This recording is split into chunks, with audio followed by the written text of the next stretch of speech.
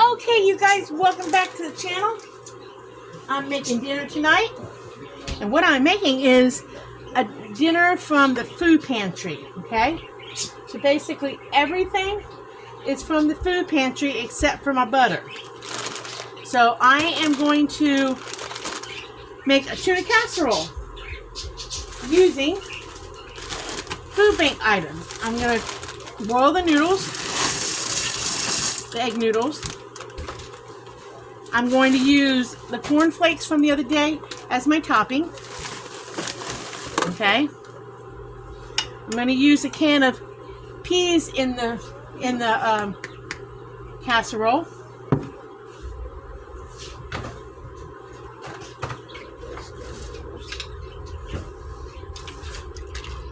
I like those boils. I'm going to use 2 or 3 cans of tuna, I'm not sure yet. And I'm going to use 2 cans of cream of mushroom soup. Okay? And I have a half of onion diced up. And the only thing that I'm putting in this that is not from the food bank is a little bit of butter that I'm going to melt and mix in with the corn flakes to kind of give them a buttery flavor. Because once I assemble this all together, I'm going to slide it in the oven for a little bit just to kind of like brown the cornflakes a little bit. So I'm going to use the cornflakes as a topping. So that is the only thing that's not from the food bank is my butter.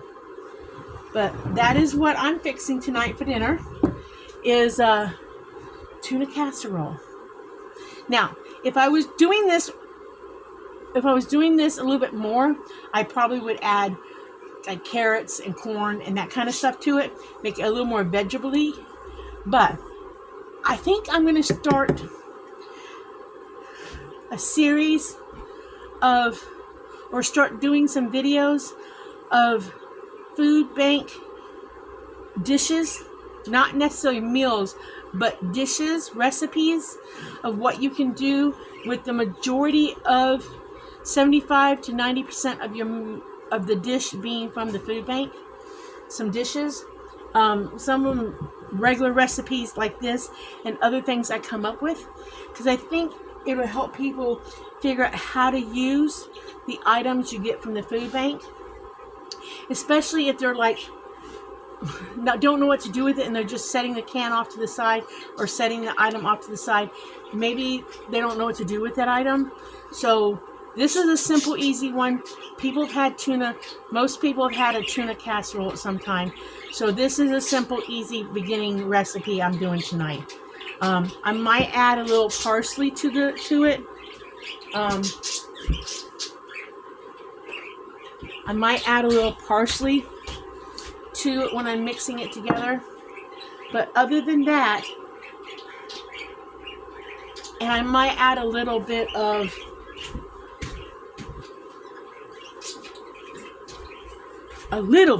this. Nope, not this one.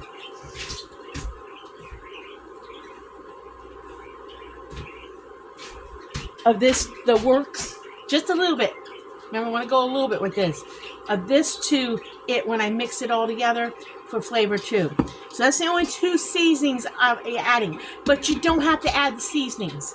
You can just go with the soup, the peas, and the tuna, and the onion. If you want onion in it, you don't have to add onion, and be done. But I gotta melt the butter so I can mix it, and then we'll start assembling it after the noodles cook.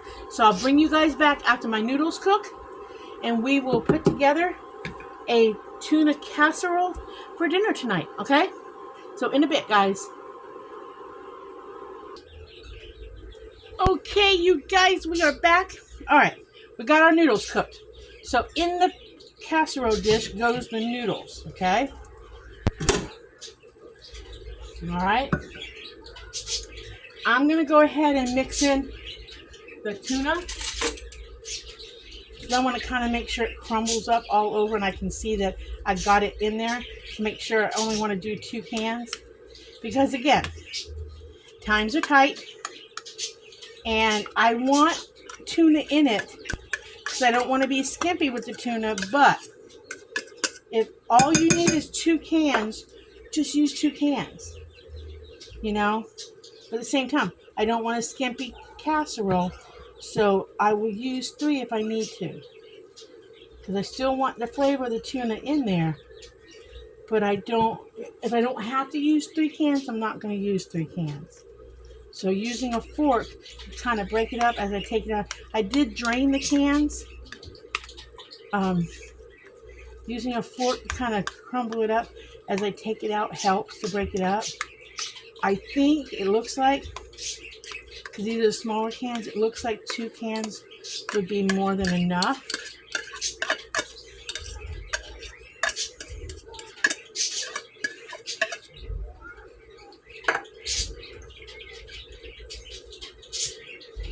To get plenty of tuna in there, because as you can see, we can see it.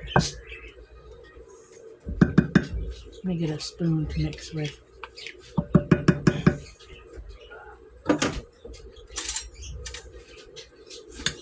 Because, I mean, I see tuna throughout the whole thing.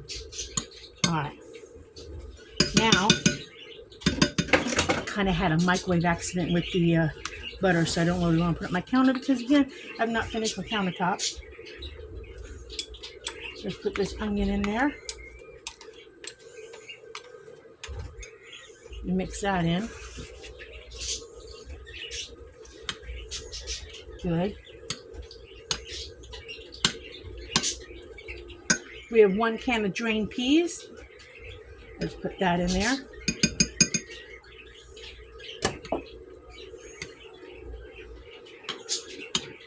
Mix that up.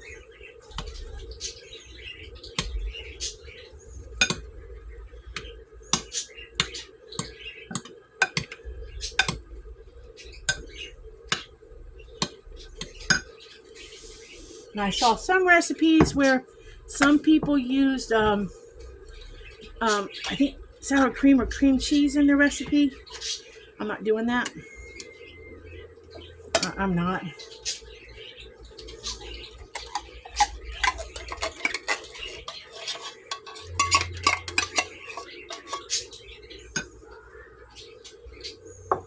Now I'm going to go ahead and mix in some parsley as I do my soup so I can get it incorporated.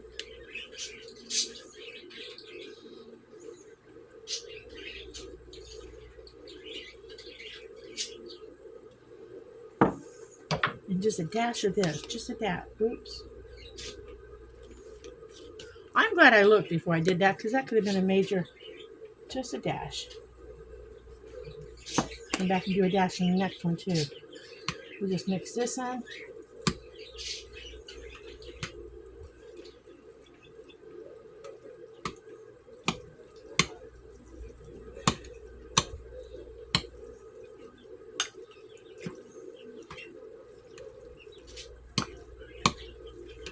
Definitely want 2 cans of soup. Definitely.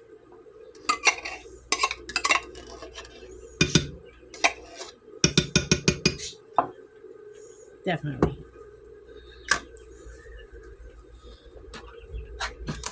Oh, put that on me. Oh, I'm going to do laundry tomorrow.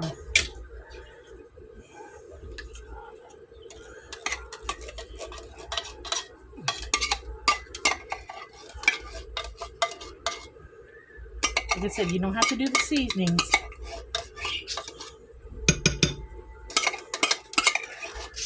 And you don't have to do cream of mushroom. You could do, if you get cream of chicken, if you get cream of celery at the store, at the food bank, whatever cream of soup, you could also, don't want to do too much of the seasoning.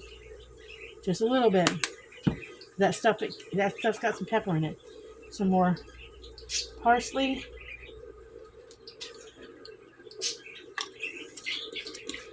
And mix this up. Because I do like this stuff from the Dollar Tree. This the works from the Tone Brothers. It's just I gotta use it sparingly instead of heavy. It was too much spice for Dan and I.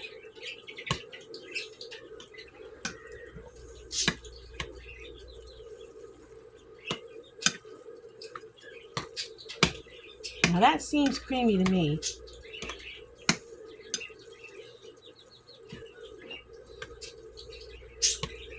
That seems creamy to me.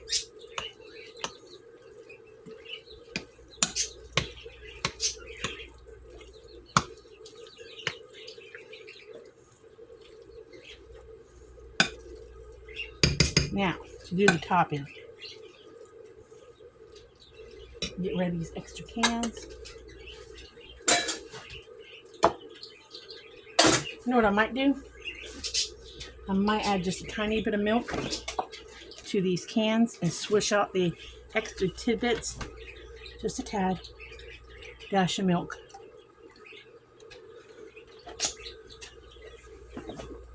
When I say a tad, maybe not a lot, just enough to swish this around and get all the goodies out of here.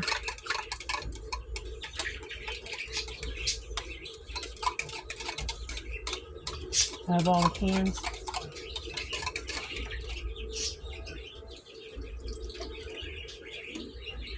Just to clean the can out.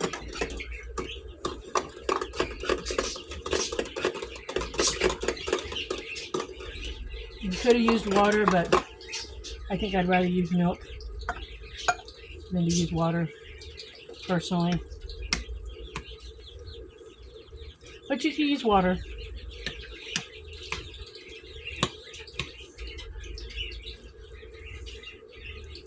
Like, get every bit of the good stuff out of there.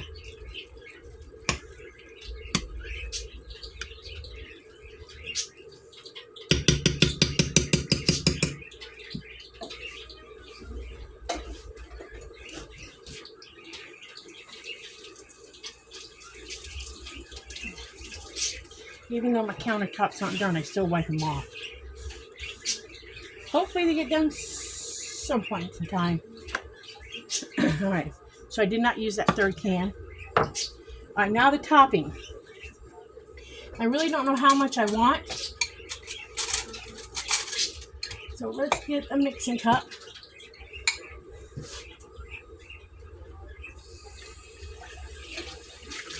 Always rinse everything out because I got a wood burning stove going and dust goes everywhere. Alright, got my bag of corny flakes. I got 3 tablespoons of melted butter, just so y'all know. So, this is a 4-cup measure. My bag didn't get slushed all the way.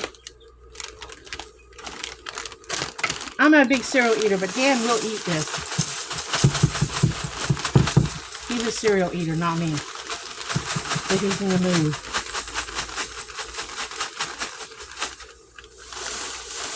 I don't know if that's too much cereal for the top. It might not be.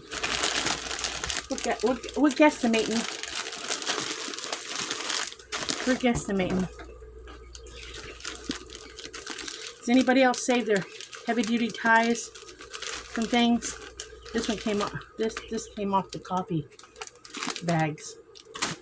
All right, now what I'm gonna do is slowly pour this butter over top. Now, probably if I was doing this myself and not using the food bank stuff or whatever, you know, if I could just whatever, I probably would use graham crackers or french fried onions or something. But I don't know, I saw recipes for this, for the cornflake thing. Now I did spray my pan, my cooker thing with a little bit of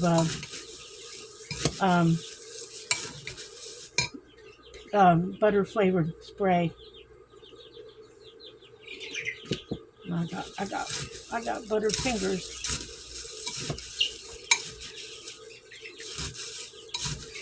I should have had a bigger mixing bowl, but that's okay.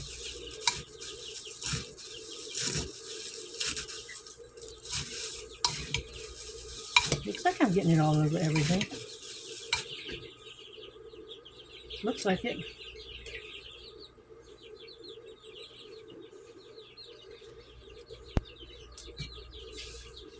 Get rid of this.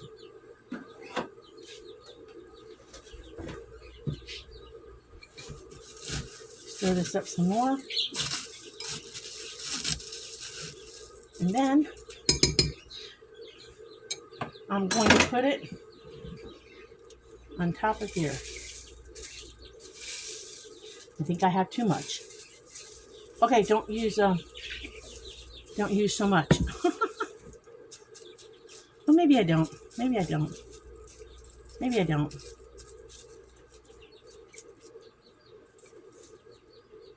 Feels buttery all the way through because I got buttery fingers. All right, everything's already cooked. You know, the tuna's cooked. Everything's already cooked. So basically, all I'm doing is putting this in the oven to basically heat up. I don't really have to brown it or nothing, so I'm not really cooking it.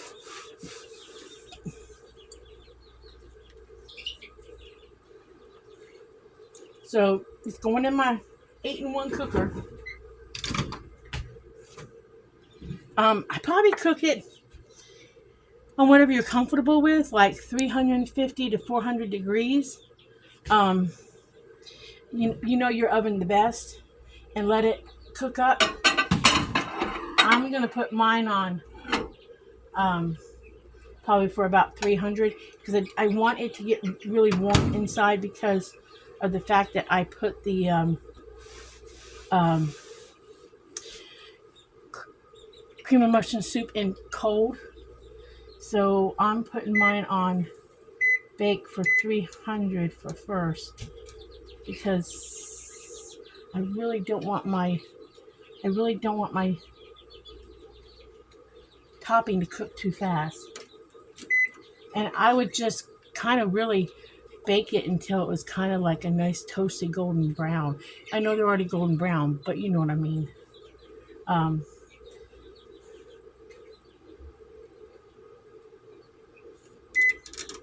So I'm doing it for about 10 minutes. And then see if I have to add more. But I will bring you guys back when it's done and let you know how it tastes, okay? So in a minute, because it's in the oven right now. I got carrots on the dehydrator, but I'll bring you guys back because it's in the oven, okay?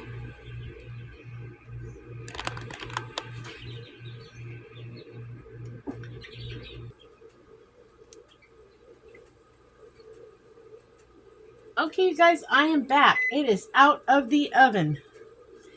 It's a little bit darker than I wanted it, but it's still good. Still good. I'm going to plate Dan up a helping.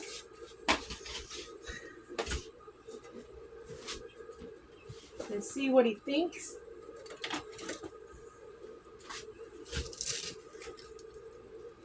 Oh, it's hot. It's really hot.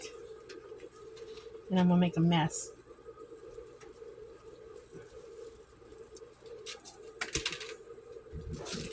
I might have a little bit of trouble with topping. We'll see.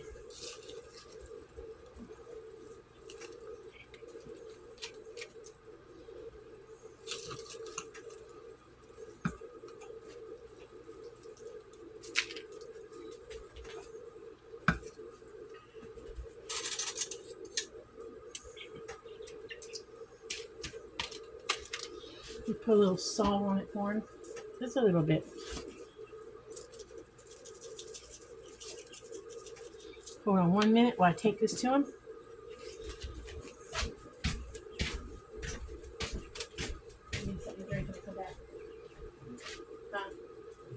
Okay. It's hot, baby. Yeah, kind of a little darker than I wanted it, but it's okay.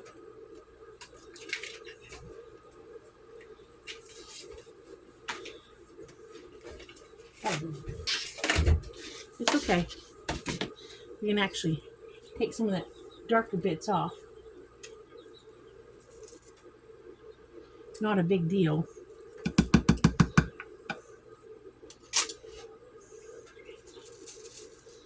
Take some of that darker bits off. It's not a big deal.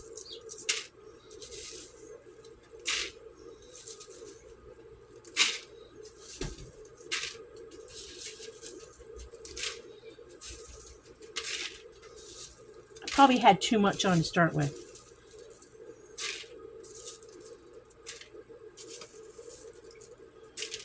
You can set this off to the side.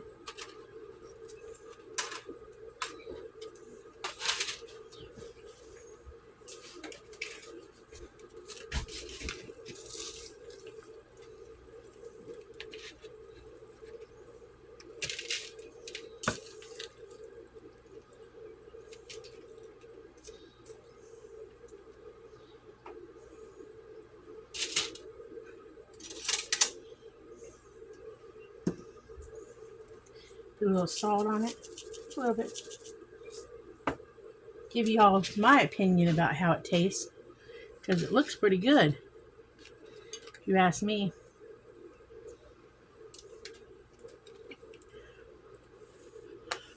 It's hot.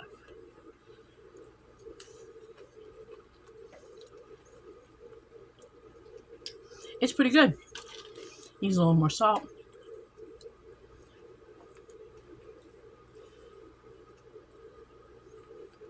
But it's pretty good. It's pretty good. Okay, that's a winner. So that is a meal you can make with food pantry products, with food pantry items. And it's easy, simple. So I'm gonna let y'all go. As I say, like and subscribe. Live happy, be happy, do happy things. If you want to cross an unhappy person, just smile at them. Maybe they'll have a better day. And I'm going to try to do more of these type of meals so that y'all get kind of an idea of what we can do with our food pantry foods. But this was a winner. This is going in the recipe box. And I'll catch you on the next video. Did you like it, Dan? Yeah. Dan likes it. So I'll talk to y'all later. Bye.